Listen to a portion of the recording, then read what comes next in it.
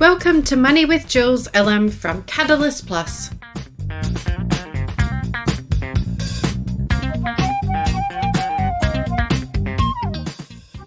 This podcast is for the entrepreneur who is tired of working 60 hours per week in their business and who wants to spend more time enjoying life with their family and friends.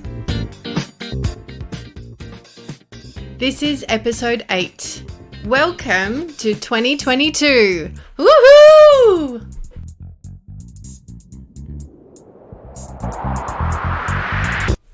Welcome back. I'm Jules Ellum and I'm so pumped it's 2022.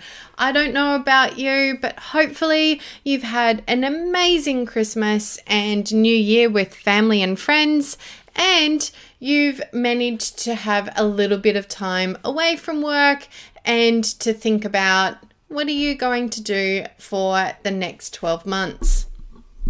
I know that I've been speaking with a lot of people lately about what are they looking to achieve in 2022.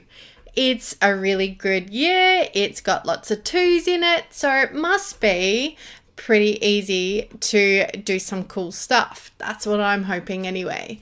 So I wanted to talk about this in this episode, something that is dear to my heart, and it is about goal setting and how people achieve so much in such short times whilst other people just still get stuck at figuring out what it is they actually want.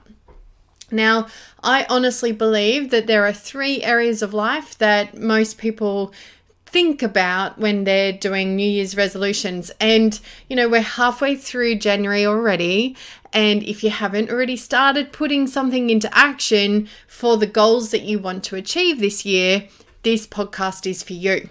So, the 3 areas that I really believe that create good wellness for people is your health and well-being.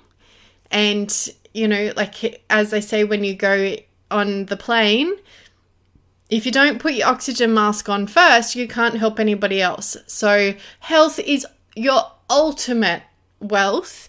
If you don't have good health, you don't have anything really.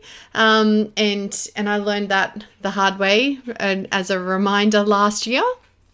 And then the second area that I see people do a lot of New Year's resolutions around is your financial well-being, so your financial wealth. And that is an area that is dear to my heart, given we're talking about a money podcast. And the third area is with your family, your friends, your relationships. So that's your relationship wealth and making sure that you have really strong quality relationships. I can't remember who it was that said that you are the average of the 5 people you spend the most time with. So choose those people carefully. I listened to a podcast over the break, and in there they said, hang on a second, if you look after your children and you really try to make sure that you have some kind of control over the people that they hang out with, then why aren't you doing that for you as an adult as well? And that was like a real good wake-up call.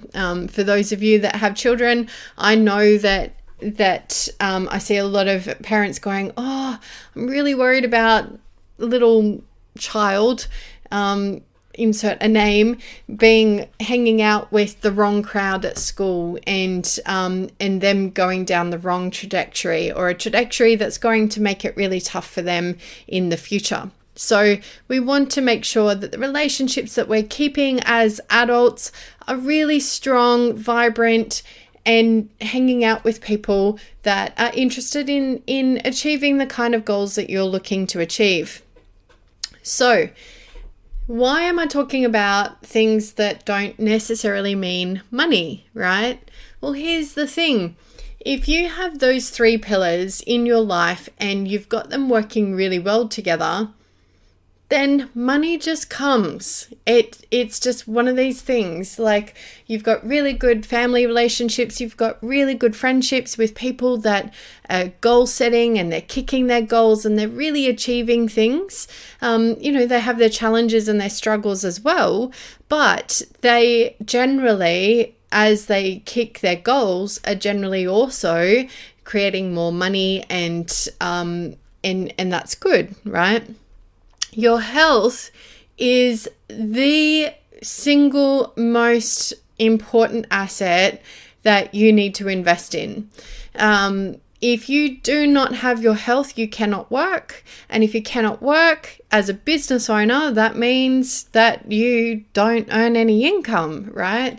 So what we need to be making sure that we're doing is making sure that our health is as much of a priority as anything else in our business life. So those are the 3 areas that I would really strongly suggest that you take a stock take, if you haven't already, and actually look at them and say, hang on a second, if I looked at these 3 areas of my life, what is going really, really, really well, and I want to keep doing that, and what is not so great, what could be improved, what could I do better, and how am I going to put a plan in place for that? Now, the other thing that is a problem with New Year's resolutions and this time of year is sometimes we make these crazy wild ideas at the end of the year. We get so pressured to make a New Year's resolution, and then you get to the end of January and you go, holy guacamole, I haven't even started my New Year's resolution. And that's why I want to talk to you about this amazing concept that I got out of a book called Atomic Habits. It is a book by James Clear, I think his name is, and he talks about why are some people super, super successful in achieving their goals and their dreams whilst others aren't. And he uses this concept called habit stacking. So, for example, say you look at your health and you think, wow, I really don't drink enough water. I drink way too much soda, Coke, or whatever it is that you're drinking, and I really need to improve my water intake. Now, over the break, I started increasing my water intake, and I generally was pretty good. But after reading this book, I went, you know what? It is really important for me to have water in every single room that I spend time in my home. So, and I've always had water in my car because it's probably the one place that I drink the most water is when I'm driving. And I did have a couple of bottles in a couple of rooms, but I didn't have it every single place. So, for example, in my lounge room, I also have a spin bike because I love spin. And what I had was a water bottle next to my TV, but not a water bottle next to my spin bike. So I now have a water next to my spin bike, and I always drink water while I'm spinning, which is awesome. But the idea of habit stacking is that you see a habit that you already do, right? So I already sit in my lounge. And when I sit in my lounge, I often reach for the water that's just sitting there next to my lounge chair when I'm watching TV. Now, when I'm on my spin bike, I just naturally reach for the water bottle that's on my spin bike. When I'm in my kitchen on the dining room table, there's always a bottle of water. And when I'm at the kitchen bench, there's now always a bottle of water. So that's just made it so that I drink more water throughout the day just because it's sitting there. You could do the same thing if you want to eat more fruit, or if you want to eat more vegetables or something like that. You could have it already prepared sitting in a fruit bowl, or so every time you walk past the kitchen you go, oh, I might pick up a piece of fruit. So the habit stacking methodology is basically looking at what you already currently do, looking at what you would like to do, and see how that new habit can just automatically come into your world.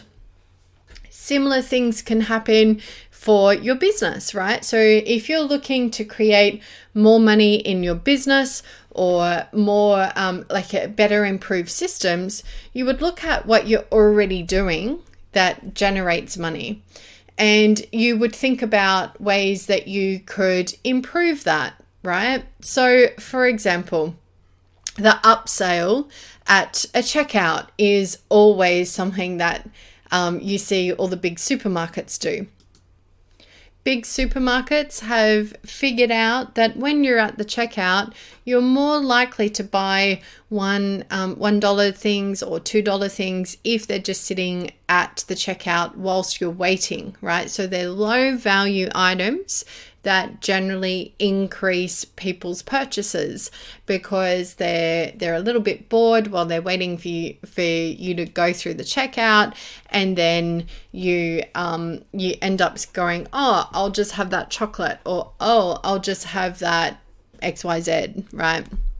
Again, if you're in retail, that could be a potential idea for you to have a few things on your counter that are low value items that people might just go, oh, that looks cute, I will just add that to my shopping cart. And then before you know it, you've increased your sales without doing anything else, right? If you're in a service-based business, you could use use proposals that give you option 1, 2, and 3. So option 1 is a bronze package, option 2 is a silver package, and option 3 is a gold-plated package, right? So it gives the consumer the choice of which package to purchase. And of course, there's different values in that option, but you have that potential to actually increase your income whilst you're doing the proposal. Now, what you want to be doing if you're talking about your relationships and improving your relationships, you want to potentially do a friend audit. So have a look at the people that are really positive to be around, always uplifting. You know this by when you spend time with them, you leave and you feel really great about yourself. You feel like the time that you spent was really worthwhile and you had a good time. Those people that you spend time with that you leave and you feel so exhausted, you want to go home and go to bed or take a bath or just be away from people for a while. They're what I call energy vampire people. You don't want to be spending a lot of your time around them. So what you want to be doing is finding people that have the same interest as you or are looking to achieve the same goal. So for example, late last year, I finally decided, come on, Jules, you're living next to the coast, let's go surfing. So I found a surfing school, did 6 weeks of lessons, and then I connected with those people that I was surfing with in the class and said, hey, wouldn't it be really great if we had a group where if somebody was going surfing, we could say, hey, I'm going surfing on Thursday at 9 o'clock at this beach. Do you want to come along? And then you've got more people to go surfing with, and you end up cheering each other on, even when you're doing cartwheels in the ocean, which I tend to do a lot more often than I would hope. But anyway, these are the ways that you can actually build on creating the habit of what it is that you want to achieve so that you get closer and closer to your goals. I highly recommend looking at Atomic Habits. It is probably the best read that I had this these last couple of months. I started it before Christmas and I finished it over the Christmas break. It was really, really great. I want to read it again. And it is something that will help you build out and get closer to achieving your goals and dreams for 2022. And who doesn't like to achieve their goals? I know that I love goal setting and I love, kicking those goals and feeling really amazing because I'm doing, I'm achieving these things and I'm moving forward. And that's a much more positive way to look at the world, especially during this massive pandemic that we're going through. So yeah, give it a go, have a bit of an audit, write down those 3 areas and have a look at what is going so well and what could be improved. And let's put some goals in place to achieve for 2022. I hope that was a helpful podcast for you. Please come give me a review and tell me if there's anything else you want to talk about.